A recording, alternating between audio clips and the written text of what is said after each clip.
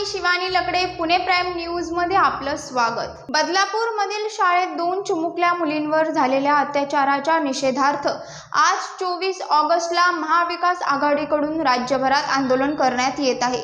राष्ट्रवादी काँग्रेस शरदचंद्र पवार पक्षाचे अध्यक्ष शरद पवार तसेच खासदार सुप्रिया सुळे यांच्यासह अन्य महाविकास आघाडीतील आजी माजी आमदार, महापौर, कार्यकर्ते यांच्या उपस्थितीत पुण्यात आज मूक आंदोलनाला सुरुवात झाली आहे।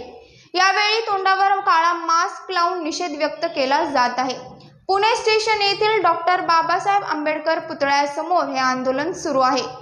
प्रशांत जगताप, आमदार रवींद्र धंगेकर, अरविंद शिंदे यांच्यासह अन्य काही नेते आणि पदाधिकारी आंदोलनाला उपस्थित आहेत। बदलापूर येथील घटनेच्या निषेधार्थ महाविकास आघाडी व घटक पक्षाच्या वतीने आज काढण्यात येणारा बंद रद्द करण्यात आला आहे। त्याऐवजी महाविकास आघाडीकडून मूक आंदोलन केले जात आहे।